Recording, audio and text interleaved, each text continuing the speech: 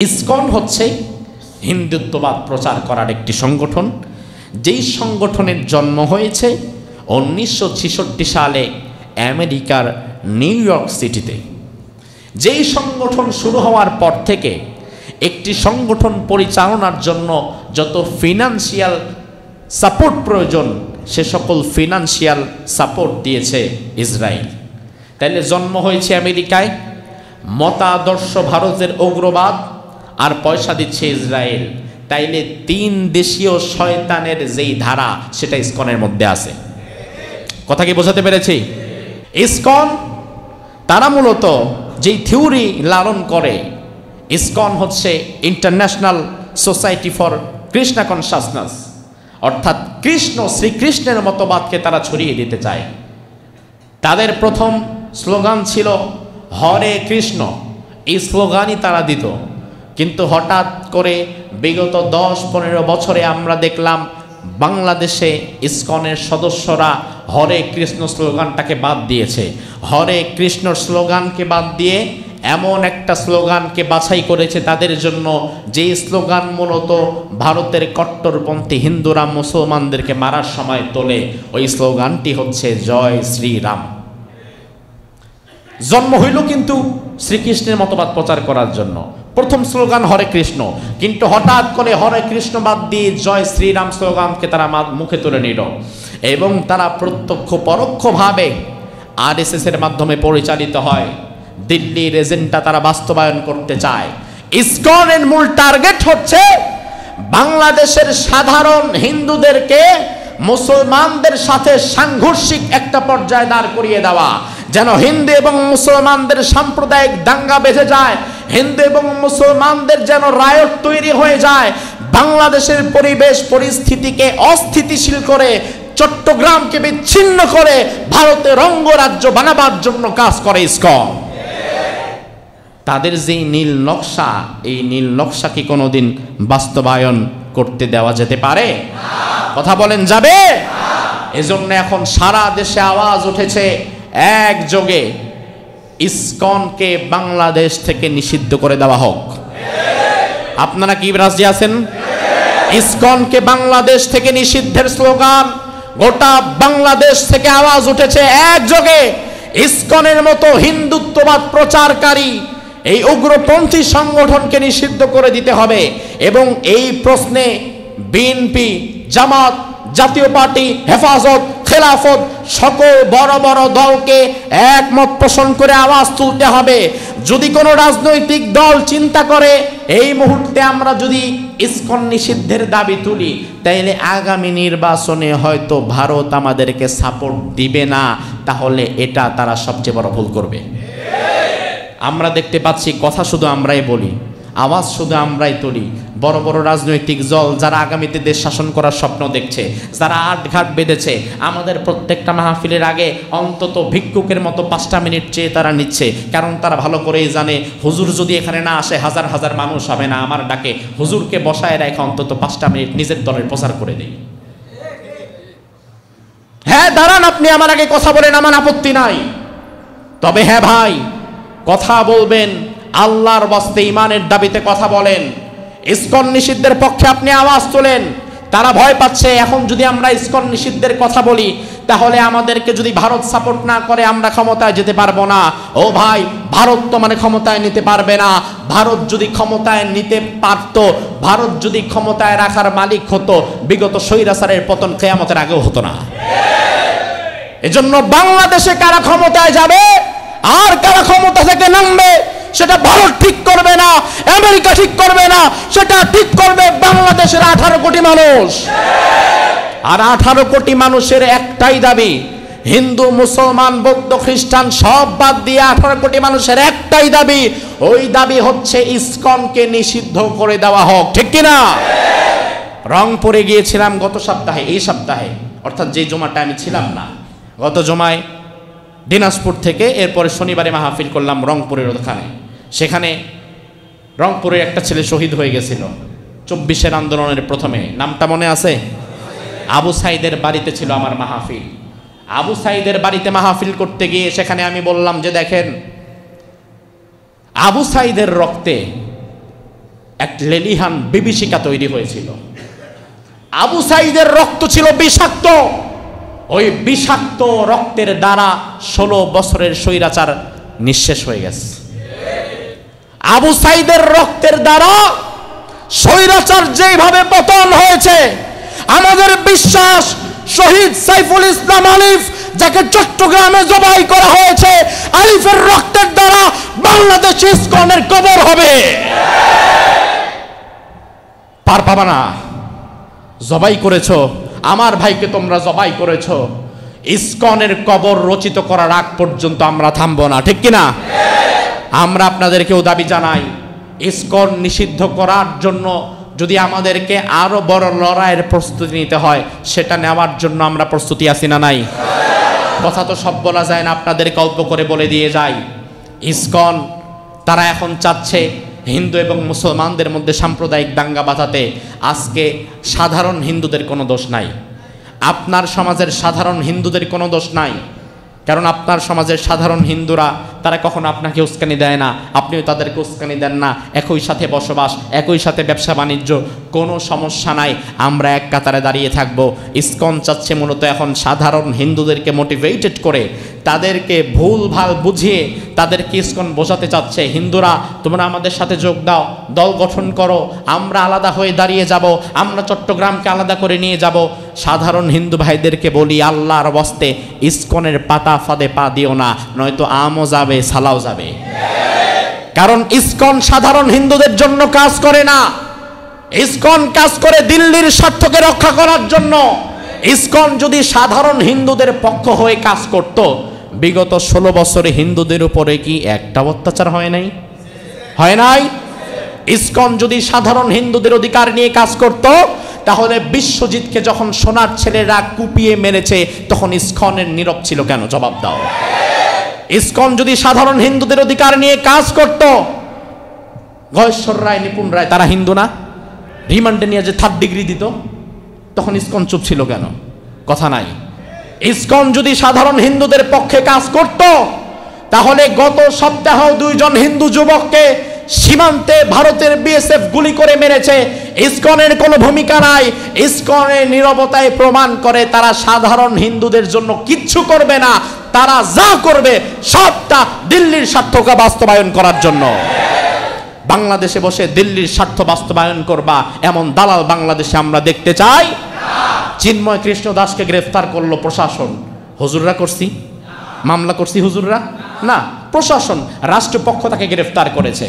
ওমা, হঠাৎ করে ভারতীয় হাই কমিশন ফুলে ফেপে উঠেছে, গ্রেফতার কেন করা হলো? মানবাধিকার লঙ্ঘন হচ্ছে, তাড়াতাড়ি চিন্ময় কৃষ্ণ দাসকে ছেড়ে দাও। গ্রেফতার করলাম আমি আমার দেশের নাগরিককে, তুমি কথা বলো কেন?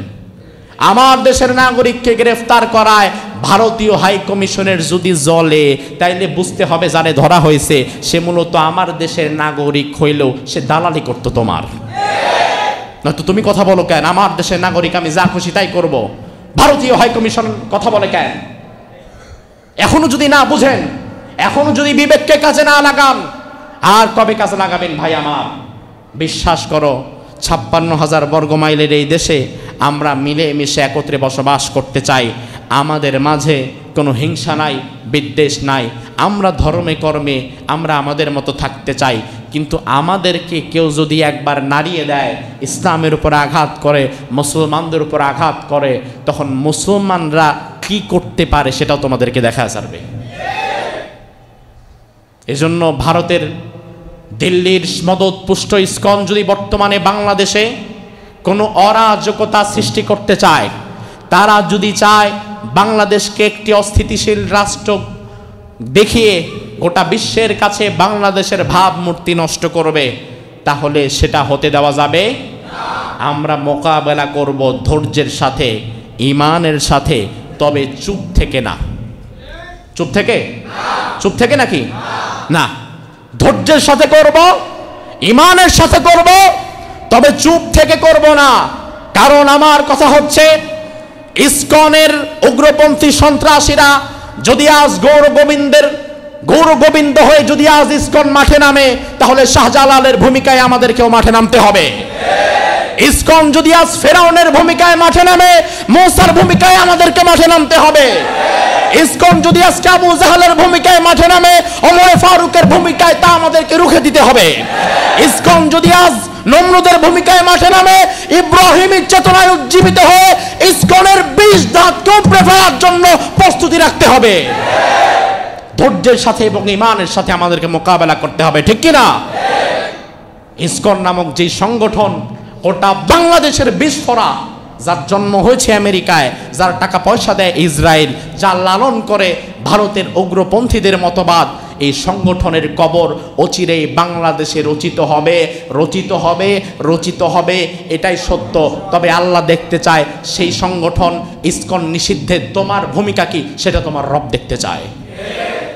পৃথিবীতে একমাত্র ইসলাম সার্বজনীন কথা বলেছে, প্রত্যেক ব্যক্তির অধিকার নিয়ে কথা বলেছে।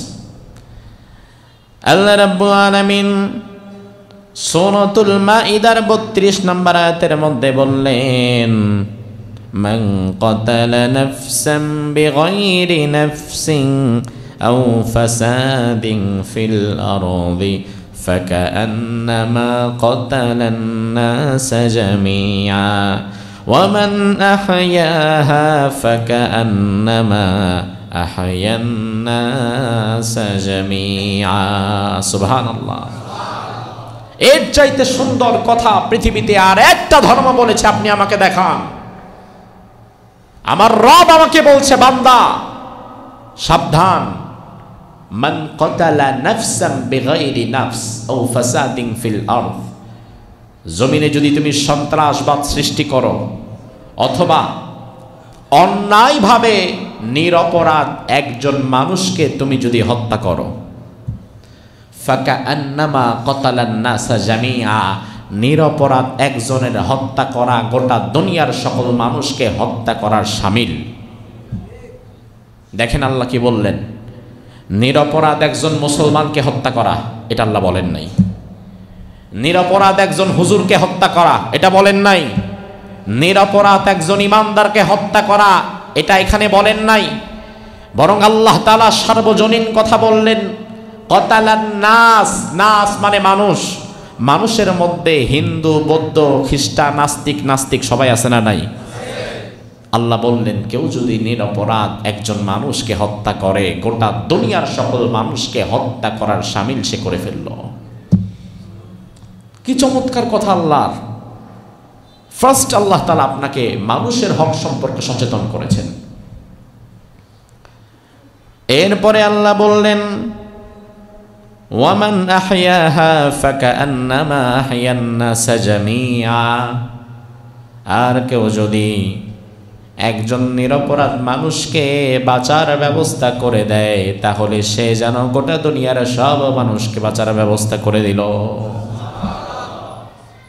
মানুষের অধিকার সম্পর্কে ইসলাম আমাকে শিখিয়েছে। তাহলে পৃথিবীর অন্যান্য ধর্মগ্রন্থে মানুষের অধিকার সম্পর্কে যত কথা বলা আছে, ইসলামে তার চাইতে আরো বেশি বলা আছে। এবং অন্যান্য ধর্মের মানুষেরা সেটা যতটা মানে, মুসলমানেরা সেটা তার চেয়ে বেশি মানে। তার সবচেয়ে বড় প্রমাণ, বাংলাদেশ 56,000 বর্গ মাইলের এই দেশটিতে প্রতি 100 জনে 92 জন মুসলমান আপনি পাবেন। 5 জন পাবেন হিন্দু, আর 3 জন পাবেন চাকমা, বার্মা, খ্রিস্টান সব মিলিয়ে। তাইলে যেই দেশে 92% মুসলমানের বসবাস, এই দেশের মুসলমানেরা যদি হিংসা বিদ্বেষকে পাশ কাটিয়ে সম্প্রীতির নজির প্রতিস্থাপন করতে না পারত, এই দেশের মুসলমানরা যদি দিল্লির মতো আর গুজরাটের মতো উগ্রপন্থা অর্জন করত, যদি মুসলমান, বাংলাদেশের মুসলমান যদি গুজরাটের হিন্দুদের মতো উগ্রপন্থী হতো, 53 বছরে বাংলাদেশে কোনো হিন্দু ব্যবসা বাণিজ্য করে টিকে থাকা দূরের কথা, অক্সিজেনটাও নিতে পারত না। 92 জন মুসলমান আপনার পাশে, আপনি কি করবেন? তবে এই দেশে আলহামদুলিল্লাহ সাম্প্রদায়িক সম্প্রীতির এমন নজির স্থাপন আমরা করেছি, যেটা গোটা পৃথিবীতে নাই। একই সাথে হিন্দু মুসলমান সব মিলেমিশে একাকার। আমার পাশে হিন্দু প্রতিবেশী, আমার পাশে হিন্দু দোকানদার, আমাদের সাথে সাধারণ হিন্দুদের কোনো বিরোধ নাই। এরপরে আল্লাহ রাব্বুল আলামিন সূরা নিসার 93 নম্বর আয়াতের মধ্যে বললেন, ওয়া মাইয়াকুতুল মুমিনাম মুতাআম্মিদান ফাজাযাউহু জাহান্নাম খালিদান ফিহা ওয়া গাযিবাল্লাহু আলাইহি ওয়া লা'নাহু ওয়া আ'আদ্দা লাহু আযাবান আযীমা। সুবহানাল্লাহ। এবার আল্লাহ তাআলা ঈমানদারদের প্রশ্নে বললেন, দুনিয়ার কোনো মানুষ যদি একজন ঈমানদারকে হত্যা করে, যে মূলত নিরপরাধ ব্যক্তি ছিল, এমন কোন নিরপরাধ ঈমানদারকে যদি দুনিয়ায় কেউ হত্যা করে, আমার আল্লাহ বললেন, তাহলে আমি তাকে ফাজাযাউহু জাহান্নাম, তাকে শুধু জাহান্নামে দিব না। প্রথমে আল্লাহ বললেন তারে জাহান্নামে দিব, ব্যাস কথা এতটুকু বললেই শেষ হয়ে যেত। আল্লাহ এরপরে আবার বললেন, না, শুধু জাহান্নামে তাকে আমি দিব না, ওয়া গাযিবাল্লাহু আলাইহি, আমি আল্লাহ নিজে তার বিরুদ্ধে মামলা করব, তার উপরে গজব ফেলব, ওয়া লা'নাহু, আমি আল্লাহ তার উপরে লানত দেব, ওয়া আ'আদ্দা লাহু আযাবান আযীমা, দুনিয়ার যত বড় বড় আযাব গজব সব আমি আল্লাহ তার উপরে নিপতিত করব। একজন ঈমানদার ব্যক্তিকে যদি কেউ হত্যা করে, আল্লাহ বললেন জাহান্নাম তো দিবই, আমি আল্লাহ গজব ফেলবো, আমি আল্লাহ লানত দেব, আমি আল্লাহ তাআলা তাকে দুনিয়া এবং আখিরাতের চূড়ান্ত ভয়াবহ কঠিন শাস্তি তাকে দেব। তার মানে ঈমানদারের দাম আল্লাহর কাছে বেশি না কম? বেশি না কম? কত বেশি? কতটা বেশি? খালি অনেক বেশি। কত বেশি এটা তো আপনি জানেন না। আর ঈমানদারের দাম দুনিয়াতে, ওই যে কাবা ঘরটা দেখেন, ওই কাবা ঘরের চাইতে একজন ঈমানদারের দাম আল্লাহর কাছে বেশি। কি মারাত্মক কথা চিন্তা করতে পারেন? কাবা ঘরের চেয়ে ঈমানদারের দাম বেশি, এটা ইয়াহইয়া তাকির কথা না। কাবা ঘরের চাইতে ঈমানদারের দাম বেশি, এটা হাদিস। সাহাবায়ে কেরাম আব্দুল্লাহ ইবনে ওমর রাদিয়াল্লাহু আনহু, জামিয়া তিরমিজি 2032 নম্বর হাদিস, নাযরা ইবনে ওমর ইয়াউমান ইলাল কাবা। ইবনে ওমর একদিন কাবার দিকে তাকিয়ে আছেন, কাবার সামনে তাকিয়ে ইবনে ওমর বললেন, মা আযমাকি ওয়া আযমা হুরমাতাক, ও আল্লাহর ঘর কাবা, কত মর্যাদা তোমার, কত সম্মান তোমার। তবে ওয়াল মুমিনু আযমু হুরমাতান ইনদাল্লাহি মিনকি, কাবা তোমার সম্মান অনেক, তোমার মর্যাদা অনেক, তবে আল্লাহর দরবারে একজন প্রকৃত ঈমানদারের সম্মান, একজন প্রকৃত ঈমানদারের দাম তুমি কাবার চাইতেও বেশি। আপনার বিবেকে কথা ধরে নাই? বাবারে বাবা, কত বড় কথা! ঈমানদারের দাম কাবার চেয়ে বেশি? ইয়েস, বেশি। আমার ভাইরা, তার কারণ হচ্ছে আল্লাহর হাবিব বললেন, লা তাকুমুস সাআহ হাত্তা লা ইউকালা ফিল আরদি আল্লাহ আল্লাহ। আল্লাহ রাব্বুল আলামিন দুনিয়া ততক্ষণ ধ্বংস করবেন না যতক্ষণ না একজন ঈমানদার আল্লাহকে আল্লাহ আল্লাহ বলা রাখবে। দুনিয়াকে আল্লাহ তাআলা ওই দিন পর্যন্ত ধ্বংস করবে না, একজন ঈমানদার আল্লাহকে আল্লাহ আল্লাহ বলার মতো যদি থাকে, তবু আল্লাহ দুনিয়াকে ধ্বংস করবে না। তার মানে দুনিয়া যে টিকে আছে, পৃথিবীর ভারসাম্য যে অটুট আছে, এর পেছনে ঈমানদারের ভূমিকাটা আছে। ঈমানদার যদি না থাকতো, দুনিয়াও থাকতো না। এখন ঈমানদার যেদিন চলে যাবে, দুনিয়ার সব ঈমানদার যেদিন বিদায় হয়ে যাবে, সেই দিন আল্লাহ তাআলা ইসরাফিলকে সিংহায় ফু দিতে বলবেন। ইসরাফিল যখন সিংহায় ফু দিবে, তখন কিয়ামত হয়ে যাবে। আর কিয়ামত যখন হয়ে যাবে, গোটা দুনিয়া তখন ধ্বংস হয়ে যাবে। গোটা দুনিয়া যখন ধ্বংস হয়ে যাবে, সব একাকার মেসাকার হয়ে যাবে, পাহাড়গুলো ভেঙে চুরমাচুর হয়ে যাবে, জমিনগুলো জুলজিলাতিল আরদু জিলজালাহা, টাস টাস করে ফেটে যাবে। ওই সময়টাতে এই যে কাবা দেখতে পাচ্ছেন সেই কাবাটাও গড়িয়ে যাবে। তাইলে কাবা যে টিকে আছে বর্তমানে, সেটা অন্য কারো জন্য নয়, ইমানদারের জন্য। ইমানদার না থাকলে কিয়ামত যখন হবে, সব যখন শেষ হয়ে যাবে, তখন কাবাও শেষ, কারণ কাবার দরকারও নাই। পৃথিবীতে কাবার দরকার শুধু ইমানদারের জন্যে। ইমানদার সেখানে যাবে, সেজন্যই আল্লাহ কাবার টিকিয়ে রেখেছে। এজন্য ইমানদার যেই দিন থাকবে না, পৃথিবী আল্লাহ ধ্বংস করে দিবেন, কাবাকেও রাখবেন না, কাবাও ধ্বংস হয়ে যাবে। তাইলে কাবা যে টিকে আছে ইমানদারের জন্য, ইমানদারের দাম আল্লাহর কাছে কাবার চাইতেও বেশি না কম? ইমানদারের মর্যাদা আল্লাহ রাব্বুল আলামিনের কাছে এত বেশি, তার কারণ দুনিয়াটাকে আল্লাহ তাআলা ইমানদারের জন্য বানিয়েছেন এবং ইমানদারের জন্যই টিকে রেখেছেন। এই হাদিস কথা, এই হাদিসগুলো যদি উগ্রপন্থীরা বুঝত, তাইলে ইমানদারকে পায়ের নিচে চেপে ধরে জবাই করা তো দূরে থাক, ভিন্ন ধর্মের হওয়ার পরে এই কথাগুলো যদি তারা বুঝত, তাইলে ইমানদারকে তারা সবসময় রাজার হালে রাখত।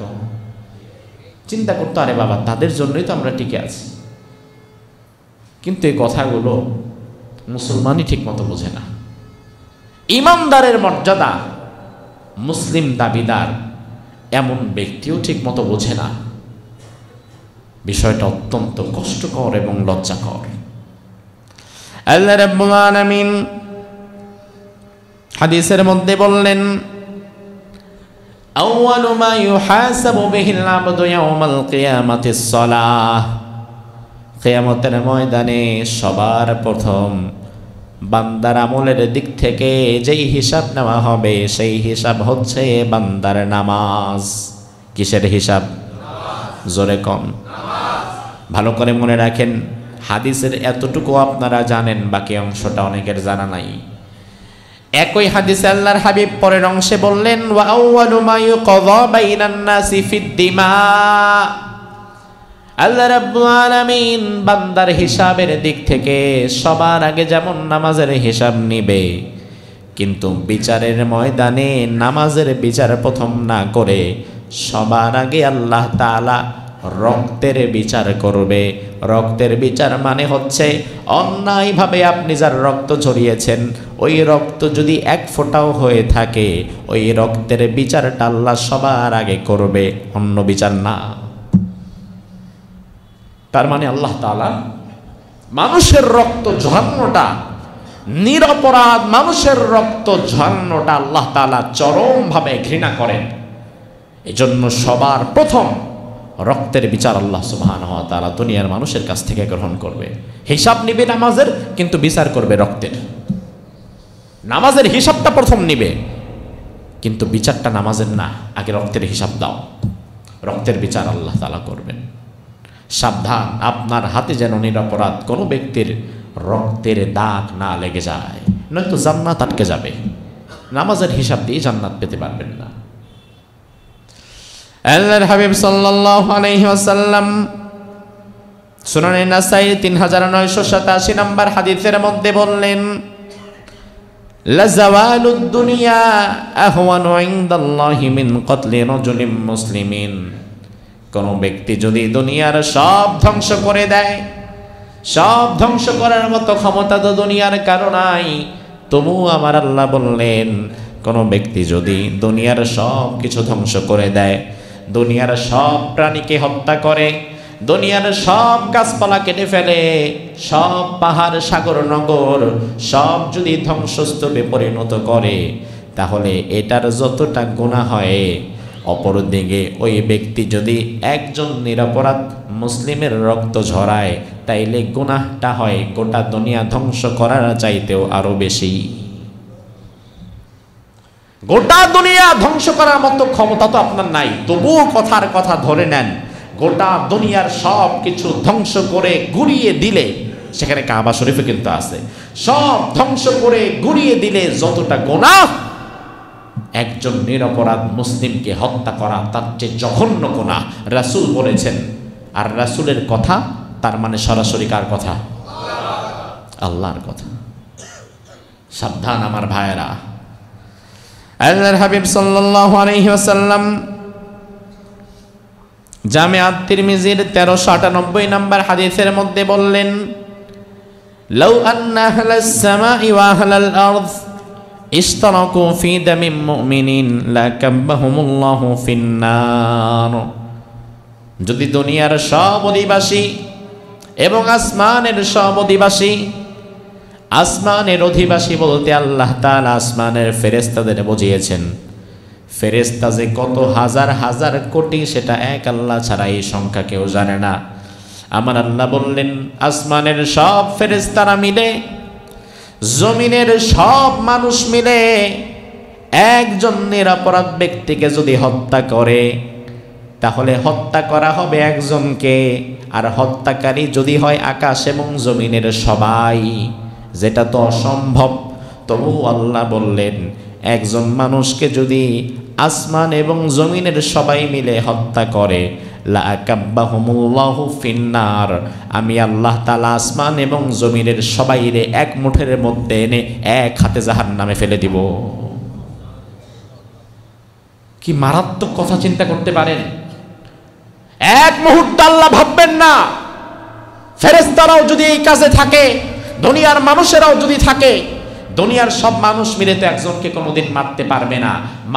মারার প্রশ্ন নাই, মেরেছে 10 জন, কিন্তু গোটা দুনিয়ার সবাই যদি এটাকে সাপোর্ট করে, না ঠিকই আছে, আল্লাহ তাআলা সাপোর্ট করার দায়ও সবাইকে জাহান্নাম দিবে। কারণ আপনি তো মারতে পারবেন না, একজনকে আর কয়জন মারতে পারে? আল্লাহ বললেন না, আকাশ এবং জমিনের সবাই মিলেও যদি একজন নিরপরাধ মানুষকে হত্যা করে, তাহলে আমি আল্লাহ তাআলা লাকাব্বাহুমুল্লাহু ফিন্নার, এর সবগুলোর জাহান্নাম দিয়ে দেব।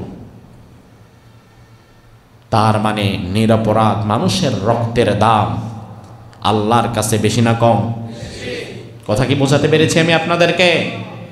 কোরআন এবং হাদিস থেকে আরো কিছু রেফারেন্স দেয়া যেত, বাট এই মুহূর্তে আমি দিলাম না। আমি আমার কোরআন এবং সুন্নাহর রেফারেন্স যা পেশ করলাম তা বুঝে থাকলে জবাব দেন।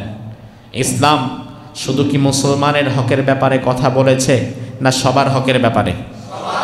জোরে কোন? এখানে হিন্দুদের হক আছে না নাই? খ্রিস্টানের হক, অমুসলিম মুসলিম সকলের হক সমভাবে ইসলাম আমাদেরকে বুঝিয়ে দিয়েছে। কিন্তু মুসলমান যেই পরিমাণ ধৈর্য নিয়ে থাকে, এই পরিমাণ ধৈর্য নিয়ে যদি ভিন্ন ধর্মের মানুষেরা না থাকে, তখনই তো ফাসাদ হবে, ঠিক না? তখনই তো ফাসাদ হবে। শুরুতেই আমরা বললাম এই দেশ হচ্ছে 92% মুসলমানের দেশ। যে দেশে স্বাভাবিকতই ইসলামের আওয়াজ থাকবে, কালিমাতুল্লাহি হিয়াল উলিয়া, আল্লাহর কথা থাকবে সবার উপরে। কিন্তু এই দেশে বিগত দিনে আমরা দেখেছি, সংখ্যালঘু বলতে যদিও বিধর্মী হিন্দুদেরকে বোঝানো হয়, আমি তো গত 16 বছরে দেখলাম বস্তুত সংখ্যালঘু এই দেশে তারা প্রকৃত ইসলাম অনুসরণ করতে চায় যারা, তারা সংখ্যালঘু, তারা অধিকার বঞ্চিত। আমার ভাইরা, বাংলাদেশে চরম হিন্দুত্ববাদী একটি সংগঠনের নাম হচ্ছে ইসকন। কি নাম? হিন্দু ধর্ম এবং হিন্দুত্ববাদ দুটো আলাদা বিষয়। স্বাভাবিকত হিন্দু ধর্ম যারা যেটা পালন করছে, 12 মাসে 13 পূজা করছে, মন্দিরে যাচ্ছে, উলুধ্বনি দিচ্ছে, পূজা পার্বণ করছে, এ সকল কাজে আমাদের কোনো আপত্তি আছে নাকি? হিন্দু যদি তার মন্দিরে একবারের জায়গায় 10 বার পূজা করে, আমরা কি বাধা দেব?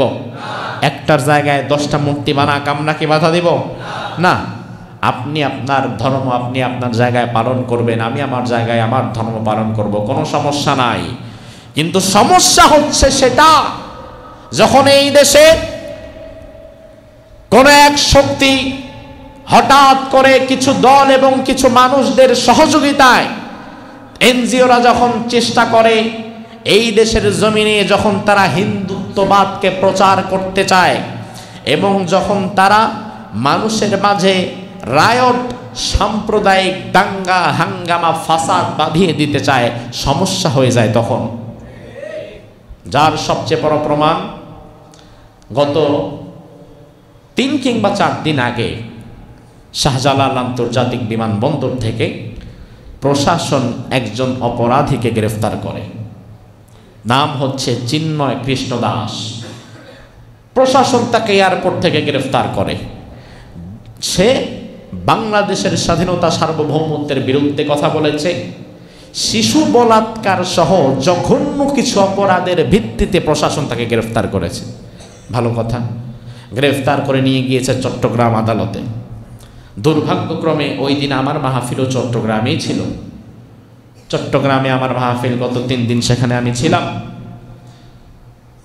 চট্টগ্রামে যখন চিন্ময় কৃষ্ণ দাসকে কোর্টে তোলা হবে, তখন ইসকনের লোকেরা গেরুয়া পতাকা নিয়ে তারা জয় শ্রীরাম ধ্বনি দিয়ে পুরো আদালত চত্বর তারা ঘেরাও করে ফেলেছে। আসলে মূল বিষয় হচ্ছে ইসকনের তো এত কর্মী নাই, ইসকনের তো এত লোক নাই, আসেই কয়জন। সাধারণ হিন্দুরা আবার ইসকনের সাথে যায়ও না, কারণ জানে তাদের সাথে গেলে বিপদে পড়ব।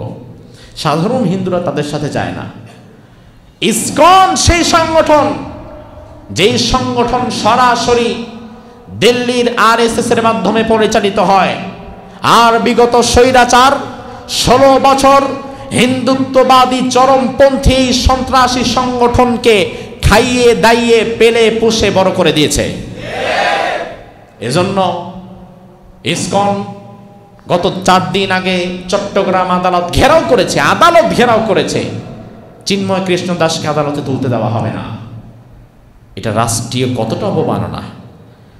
আসলে আমরা যেটা দেখলাম, আদালত চত্বরে যারা দাঁড়িয়েছে সবাই মূলত হিন্দু ছিল না। আদালত চত্বরে ইসকনের গেরুয়া পতাকা নিয়ে যারা দাঁড়িয়েছিল তারা সবাই হিন্দু ছিল না। সেখানে যারা জয় শ্রীরাম বলে স্লোগান দিয়ে পরিস্থিতি ভিন্ন দিকে নিয়ে যাওয়ার চেষ্টা করছিল তারা সবাই হিন্দু ছিল না, বরং তাদের মাঝে বিগত স্বৈরাচারের রেখে যাওয়া কিছু এতিম বাচ্চারা দাঁড়িয়েছিল। যে এতিম বাচ্চাগুলার বাপও নাই, মাও পালাইছে, তারা এখন দাঁড়াইছে রাস্তার মধ্যে। আমি তোমারে বলি ভাই, আল্লাহর বস্তে নিজের চোখটা বন্ধ করে একবার ভাবো। দুনিয়ার ক্ষমতার দিকে তাকিয়ে তুমি যদি চিন্তা করো আজকে আমি হিন্দুদের সাথে হাতে হাত মিলাবো, আজকে আমি হিন্দুদের কাতারে দাঁড়িয়ে জয় শ্রীরাম স্লোগান দিব, এটা ভেবে যদি তুমি থাকো, তাহলে আমি দোয়া করি তোমার মৃত্যুটা যেন আল্লাহ তাআলা ওই হিন্দুর সাথেই দেয়। মুসলমান হয়ে মরার কোনো অধিকার তোর নাই। কোনো কথা, তুমি মুসলমানের বাচ্চা। আলহামদুলিল্লাহ, বাংলাদেশে ইব্রাহিমের মতো কিছু বাবা আমরা পেয়েছি, যেই বাবা তার সন্তান ইসকনের সাথে মিছিল করেছে। বিগত স্বৈরাচারের দলের লোক ছিল, সেই সন্তান ইসকনের সাথে মিছিল করেছে, জয় শ্রীরাম স্লোগান দিয়েছে, মুসলমানের সন্তান। বাবা খবর পাওয়ার পরে এই সন্তানকে নিজে চুলের মুঠে ধরে জেলখানায় দিয়ে আসছে। সেলুট তোমাকে বাবা। ওই বাবা থেকে আমাদের বাবাদেরও শিক্ষা নেওয়া দরকার।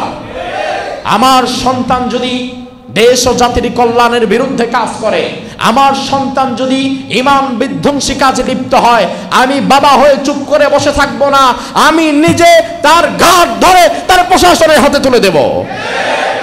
এমন কুলাঙ্গার সন্তানের কোনো দরকার আমাদের নাই। এরপরে চট্টগ্রাম আদালত ঘেরাও করা হলো।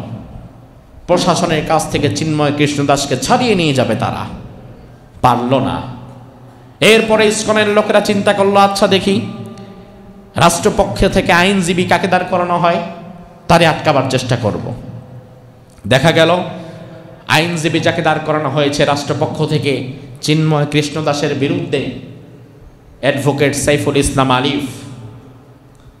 এবার হিন্দুরা তাকে টার্গেট করলো, সন্ত্রাসীরা এবার তাকে টার্গেট করলো।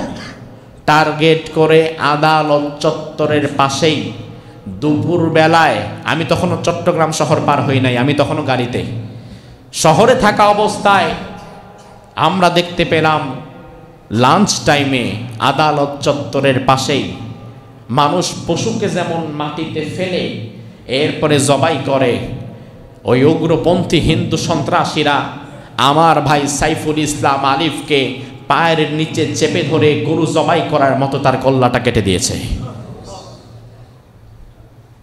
হয়তো বিষয়টা আপনার কাছে, আপনি চিন্তা করতে পারেন ঘটনা ঘটছে চট্টগ্রামে, আপনি সাভারে চিল্লান কেন?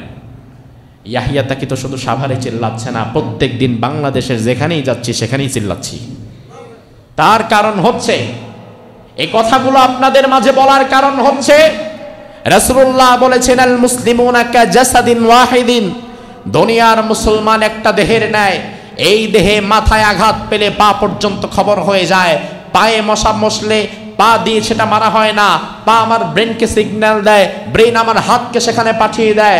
ঠিক একইভাবে চট্টগ্রামে যদি আমার ভাইকে শহীদ করা হয়, ওই ব্যথা শুধু চট্টগ্রামের মানুষ অনুভব করবে না, ওই ব্যথা অনুভব করবে ৫৬,০০০ বর্গ মাইলের গোটা বাংলাদেশ।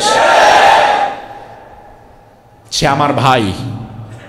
আপনি বলবেন কেমন ভাই? রক্তের ভাই, এত কথা কন কেন? আমি বলবো রক্তের ভাই না, তবে রক্তের চাইতেও বেশি গভীর তার সাথে আমার সম্পর্ক, যেটা ঈমানি সম্পর্ক। কারণ দুনিয়াতে রক্তের সম্পর্কগুলো কিয়ামতের ময়দানে পর হয়ে যাবে। আল্লাহ রাব্বুল আলামিন কোরআনুল কারীমের মধ্যে বললেন, ইয়াউমা ইয়াফিরুল মারউ মিন আখিহি ওয়া উম্মিহি ওয়া আবিহি ওয়া সাহিবাতিহি ওয়া বানিহি। ওই কিয়ামতের কঠিন ময়দানে মা তার সন্তানকে দেখে পালিয়ে যাবে, পিতা তার পুত্রের পরিচয় দিবে না, আপন ভাই তার ভাইকে দেখে পালিয়ে যাবে, আপনার রক্ত সম্পর্কীয় আত্মীয়রা আপনাকে দেখে দূর দূর করে তাড়িয়ে দিবে, পালিয়ে যাবে। আমরা বললাম, আল্লাহ ওই কঠিন দিন সবাই যদি পালিয়ে যায়, আমার বিপদে আমার পাশে কি কেউ থাকতে পারবে না? আমার আল্লাহ বলে, বান্দা আল আখিল্লাউ ইয়াউমা ইযিম বাযুহুম লিবাযিন আদুন ইল্লাল মুত্তাকুন। কিয়ামতের কঠিন ময়দানে মা বাবা ভাই বোন যেখানে পালায়া যাবে, সেখানে শুধুমাত্র তোমার পাশে থাকবে তোমার মুত্তাকি বন্ধু, যেই বন্ধু তোমাকে ভালোবেসেছিল দ্বীনের কারণে, ঈমানের কারণে। এজন্য আমার ভাইয়েরা, রক্ত সম্পর্কে আত্মীয়রা যেই দিন বেঈমানি করে পালায়া যাবে, ওই দিন আমার ঈমানের সম্পর্কের ভাই যদি আমার পাশে থাকে, তাইলে তো আমি মনে করি রক্ত সম্পর্কীয় আত্মীয়রা চাইতে ঈমানের সম্পর্কের আত্মীয়র দাম আরো বেশি।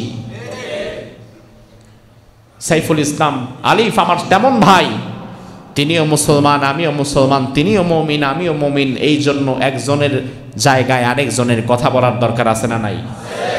আমার ভাইরা, ইসকন হচ্ছে হিন্দুত্ববাদ প্রচার করার একটি সংগঠন, যেই সংগঠনের জন্ম হয়েছে 1966 সালে আমেরিকার নিউ ইয়র্ক সিটিতে।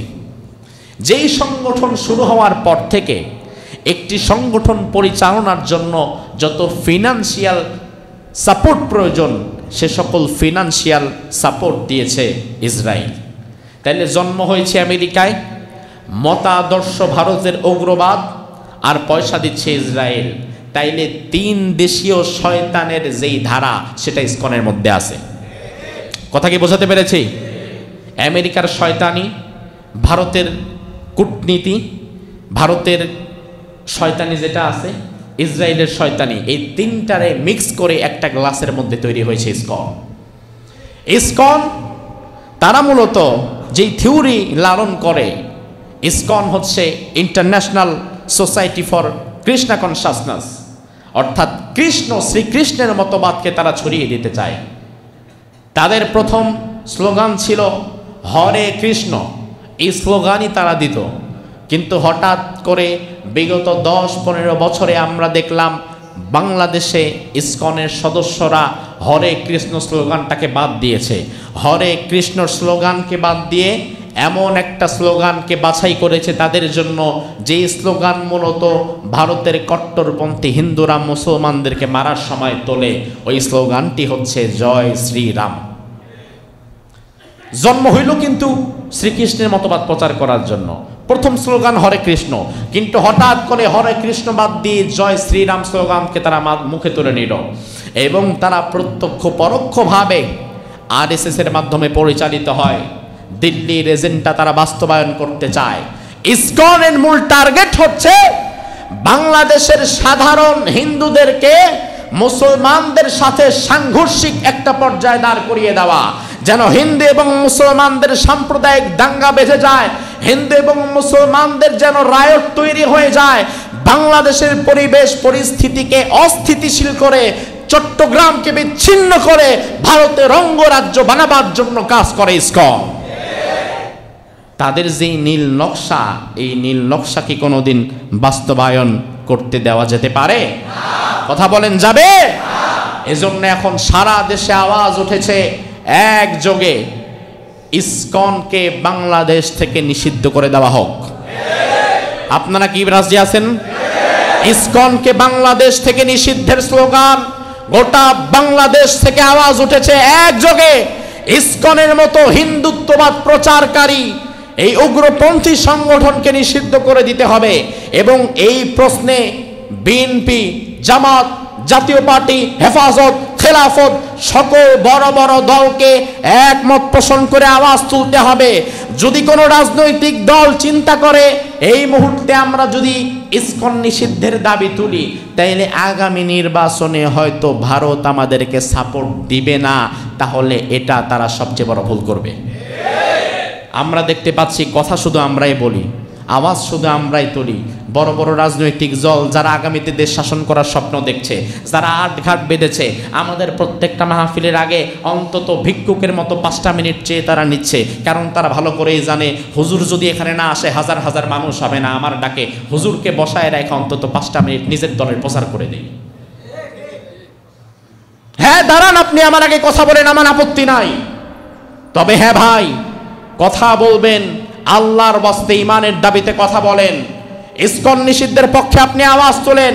তারা ভয় পাচ্ছে এখন যদি আমরা ইসকন নিষিদ্ধের কথা বলি, তাহলে আমাদেরকে যদি ভারত সাপোর্ট না করে আমরা ক্ষমতায় যেতে পারবো না। ও ভাই, ভারত তো মানে ক্ষমতায় নিতে পারবে না। ভারত যদি ক্ষমতায় নিতে পারত, ভারত যদি ক্ষমতায় রাখার মালিক হতো, বিগত স্বৈরাচারের পতন কিয়ামতের আগেও হতো না। এজন্য বাংলাদেশে কারা ক্ষমতায় যাবে আর কারা ক্ষমতা থেকে নামবে সেটা ভারত ঠিক করবে না, আমেরিকা ঠিক করবে না, সেটা ঠিক করবে বাংলাদেশের 18 কোটি মানুষ। আর 18 কোটি মানুষের একটাই দাবি, হিন্দু, মুসলমান, বৌদ্ধ, খ্রিস্টান সব বাদ দিয়ে 18 কোটি মানুষের একটাই দাবি, ওই দাবি হচ্ছে ইসকনকে নিষিদ্ধ করে দেওয়া হোক। ঠিক কিনা? রংপুরে গিয়েছিলাম গত সপ্তাহে, এই সপ্তাহে অর্থাৎ যে জুমাটা আমি ছিলাম না, গত জুমায় দিনাজপুর থেকে, এরপরে শনিবারে মাহফিল করলাম রংপুরের ওখানে। সেখানে রংপুরের একটা ছেলে শহীদ হয়ে গেছিল 24-এর আন্দোলনের প্রথমে, নামটা মনে আছে? আবু সাইদের বাড়িতে ছিল আমার মাহফিল। আবু সাইদের বাড়িতে মাহফিল করতে গিয়ে সেখানে আমি বললাম যে দেখেন, আবু সাইদের রক্তে এক লেলিহান বিভীষিকা তৈরি হয়েছিল। আবু সাইদের রক্ত ছিল বিষাক্ত। ওই বিষাক্ত রক্তের দ্বারা 16 বছরের স্বৈরাচার নিঃশেষ হয়ে গেছে। আবু সাইদের রক্তের দ্বারা স্বৈরাচার যেভাবে পতন হয়েছে, আমাদের বিশ্বাস শহীদ সাইফুল ইসলাম আলিফ, যাকে চট্টগ্রামে জবাই করা হয়েছে, আলিফের রক্তের দ্বারা বাংলাদেশ ইসকনের কবর হবে। পার পাবা না। জবাই করেছো আমার ভাইকে, তোমরা জবাই করেছো, ইসকনের কবর রচিত করার আগ পর্যন্ত আমরা থামবো না। ঠিক কিনা? আমরা আপনাদেরকেও দাবি জানাই, ইসকন নিষিদ্ধ করার জন্য যদি আমাদেরকে আরো বড় লড়াইয়ের প্রস্তুতি নিতে হয়, সেটা নেওয়ার জন্য আমরা প্রস্তুতি আছি না নাই? কথা তো সব বলা যায় না, আপনাদেরকে অল্প করে বলে দিয়ে যাই। ইসকন তারা এখন চাচ্ছে হিন্দু এবং মুসলমানদের মধ্যে সাম্প্রদায়িক দাঙ্গা বাঁধাতে।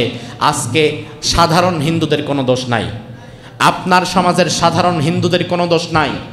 কারণ আপনার সমাজের সাধারণ হিন্দুরা তারা কখনো আপনাকে উস্কানি দেয় না, আপনিও তাদেরকে উস্কানি দেন না। একই সাথে বসবাস, একই সাথে ব্যবসা বাণিজ্য, কোনো সমস্যা নাই, আমরা এক কাতারে দাঁড়িয়ে থাকব। ইসকন চাচ্ছে মূলত এখন সাধারণ হিন্দুদেরকে মোটিভেটেড করে, তাদেরকে ভুল ভাল বুঝিয়ে তাদেরকে ইসকন বোঝাতে চাচ্ছে, হিন্দুরা তোমরা আমাদের সাথে যোগ দাও, দল গঠন করো, আমরা আলাদা হয়ে দাঁড়িয়ে যাব, আমরা চট্টগ্রামকে আলাদা করে নিয়ে যাব। সাধারণ হিন্দু ভাইদেরকে বলি, আল্লাহর ওয়াস্তে ইসকনের পাতা ফাঁদে পা দিও না, নয়তো আমও যাবে, সালাও যাবে। কারণ ইসকন সাধারণ হিন্দুদের জন্য কাজ করে না, ইসকন কাজ করে দিল্লির স্বার্থকে রক্ষা করার জন্য। ইসকন যদি সাধারণ হিন্দুদের পক্ষ হয়ে কাজ করত, বিগত 16 বছরে হিন্দুদের উপরে কি একটা অত্যাচার হয় নাই? হয় নাই? ইসকন যদি সাধারণ হিন্দুদের অধিকার নিয়ে কাজ করত, তাহলে বিশ্বজিৎকে যখন সোনার ছেলেরা কুপিয়ে মেরেছে, তখন ইসকনের নীরব ছিল কেন? জবাব দাও। ইসকন যদি সাধারণ হিন্দুদের অধিকার নিয়ে কাজ করত, গয়েশ্বর রায়, নিপুণ রায়, তারা হিন্দু না? রিমান্ডে নিয়ে যে 3rd ডিগ্রি দিত, তখন ইসকন চুপ ছিল কেন? কথা নাই। ইসকন যদি সাধারণ হিন্দুদের পক্ষে কাজ করত, তাহলে গত সপ্তাহে 2 জন হিন্দু যুবককে সীমান্তে ভারতের বিএসএফ গুলি করে মেরেছে। ইসকনের কোনো ভূমিকা নাই। ইসকনের নীরবতায় প্রমাণ করে তারা সাধারণ হিন্দুদের জন্য কিচ্ছু করবে না। তারা যা করবে সবটা দিল্লির স্বার্থকে বাস্তবায়ন করার জন্য। বাংলাদেশে বসে দিল্লির স্বার্থ বাস্তবায়ন করবা এমন দালাল বাংলাদেশে আমরা দেখতে চাই। চিন্ময় কৃষ্ণ দাসকে গ্রেফতার করলো প্রশাসন, হুজুররা করছি? মামলা করছি হুজুররা? না, প্রশাসন, রাষ্ট্রপক্ষ তাকে গ্রেফতার করেছে। ওমা, হঠাৎ করে ভারতীয় হাই কমিশন ফুলে ফেপে উঠেছে। গ্রেফতার কেন করা হলো? মানবাধিকার লঙ্ঘন হচ্ছে, তাড়াতাড়ি চিন্ময় কৃষ্ণ দাসকে ছেড়ে দাও। গ্রেফতার করলাম আমি আমার দেশের নাগরিককে, তুমি কথা বলো কেন? আমার দেশের নাগরিককে গ্রেফতার করায় ভারতীয় হাই কমিশনের যদি জ্বলে, তাইলে বুঝতে হবে যারে ধরা হয়েছে সে মূলত আমার দেশের নাগরিক হইলেও সে দালালি করতো তোমার। নয়তো তুমি কথা বলো কেন? আমার দেশের নাগরিক, আমি যা খুশি তাই করব। ভারতীয় হাই কমিশন কথা বলে কেন? এখনো যদি না বুঝেন, এখনো যদি বিবেককে কাজে না লাগান, আর কবে কাজে লাগাবেন ভাই আমার? বিশ্বাস করো, 56,000 বর্গ মাইলের এই দেশে আমরা মিলে মিশে একত্রে বসবাস করতে চাই। আমাদের মাঝে কোনো হিংসা নাই, বিদ্বেষ নাই।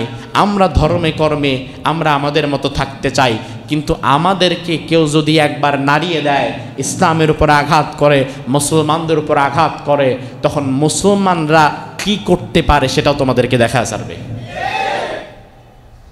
এজন্য ভারতের দিল্লির মদতপুষ্ট ইসকন যদি বর্তমানে বাংলাদেশে কোনো অরাজকতা সৃষ্টি করতে চায়, তারা যদি চায় বাংলাদেশকে একটি অস্থিতিশীল রাষ্ট্র দেখিয়ে গোটা বিশ্বের কাছে বাংলাদেশের ভাবমূর্তি নষ্ট করবে, তাহলে সেটা হতে দেওয়া যাবে। আমরা মোকাবেলা করব ধৈর্যের সাথে, ঈমানের সাথে, তবে চুপ থেকে না। চুপ থেকে? চুপ থেকে নাকি? না, ধৈর্যের সাথে করব, ঈমানের সাথে করব, তবে চুপ থেকে করব না। কারণ আমার কথা হচ্ছে, ইসকনের উগ্রপন্থী সন্ত্রাসীরা যদি আজ গৌরগোবিন্দ হয়ে যদি আজ ইসকন মাঠে নামে, তাহলে শাহজালালের ভূমিকায় আমাদেরকেও মাঠে নামতে হবে। ইসকন যদি আজ ফেরাউনের ভূমিকায় মাঠে নামে, মূসার ভূমিকায় আমাদেরকে মাঠে নামতে হবে। ইসকন যদি আজকে আবু জাহালের ভূমিকায় মাঠে নামে, ওমর ফারুকের ভূমিকায় তা আমাদেরকে রুখে দিতে হবে। ইসকন যদি আজ নমরুদের ভূমিকায় মাঠে নামে, ইব্রাহিমের চেতনায় উজ্জীবিত হয়ে ইসকনের 20 দাঁতকে উপড়ে ফেলার জন্য প্রস্তুতি রাখতে হবে। ধৈর্যের সাথে এবং ঈমানের সাথে আমাদেরকে মোকাবেলা করতে হবে, ঠিক কিনা? ইসকন নামক যে সংগঠন ওটা বাংলাদেশের বিস্ফোরা, যার জন্ম হয়েছে আমেরিকায়, যার টাকা পয়সা দেয় ইসরায়েল, যার লালন করে ভারতের উগ্রপন্থীদের মতবাদ, এই সংগঠনের কবর অচিরেই বাংলাদেশে রচিত হবে, রচিত হবে, রচিত হবে, এটাই সত্য। তবে আল্লাহ দেখতে চায় সেই সংগঠন ইসকন নিষিদ্ধে তোমার ভূমিকা কি সেটা তোমার রব দেখতে চায়। তুমি মিয়া কথাও বললা না, জীবনে একটা প্রতিবাদও করলা না, চুপ করে বসে থাকলা। তোমার ভাইকে জবাই করা হলো, একটা টু শব্দটা তো তুমি যদি না করো, বিশ্বাস করো আল্লাহর দরবারে কিয়ামতের ময়দানে ওই মানুষ হত্যায় অংশগ্রহণকারী তুমি হতে পারো নাই, কিন্তু তুমি চুপ করে মৌন সমর্থন দিয়েছো, তুমিও আল্লাহর দরবারে আসামি হয়ে যাবা। আর রাসূল আগেই বলেছেন, লাউ আন্না হালাস সামাই ওয়াল আরদ, গোটা আসমানবাসী জমিনবাসী যদি একজন মানুষের নিরপরাধ ব্যক্তির হত্যার পেছনে দাঁড়িয়ে যায়, আল্লাহ তাআলা লাকাব্বাহুমুল্লাহু ফিন্নার, আসমান এবং জমিনের সবগুলানে জাহান্নামে ফেলে দিতে আল্লাহ তাআলা 1 সেকেন্ডও ভাববে না, ঠিক কিনা? কথা বেশি বলার সময় নাই। জুমার পরে আপনারা সাভারের রাস্তায় এখানে মিছিল হবে, আপনারা অবশ্যই শরীক থাকার চেষ্টা করবেন। আমার তো অনেক দূরে মাহফিল, একটা জয়পুরহাট, একটা বগুড়া, সেখানে চলে যেতে হচ্ছে। আমি ইনশাআল্লাহ জুমার পরে অতি দ্রুত চলে যাব। দোয়া করবেন। আমরা যারা মাঠে ময়দানে কথা বলছি প্রতিদিন, ইসকনের এই হায়নারা আমাদেরকেও তারা টার্গেটে রেখেছে। বিশেষত যে সকল আলেমেরা বর্তমানে ইসকনের বিরুদ্ধে তীব্র প্রতিরোধ গড়ে তোলার জন্য কথা বলছে, তাদেরকে তারা টার্গেট কিলিং পরিকল্পিত হত্যার জন্য তারা চেষ্টা করছে। আমার তো 6 মাস কেটে যাবে রাস্তায়, আমার তো প্রতিদিন, এই যে আজকেও তো 2টা মাহফিল, কালকেও মাহফিল, পরশু মাহফিল, তরশু মাহফিল, রমজান পর্যন্ত প্রতিদিনই তো 2-1টা করে মাহফিল, কোনো দিন তো বিশ্রামের সুযোগও নাই। তার মানে এই যে আমরা রাস্তায় থাকি, আমাদের উপরে যদি আক্রমণ হয়, ইসকনের হায়নারা যদি আমাদের উপর আক্রমণ করে, আমরা ভয় পাই নাই। তবে আমরা যদি আক্রমণের শিকার হই, আপনারা কি বসে থাকবেন? আল্লাহ সুবহানাহু ওয়া তাআলা আমাদেরকে যেন ঈমানের সাথে, ধৈর্যের সাথে লড়াই করার তৌফিক দান করে, বলি আমিন। হাদা মা ইনদি ওয়াল ইলমু।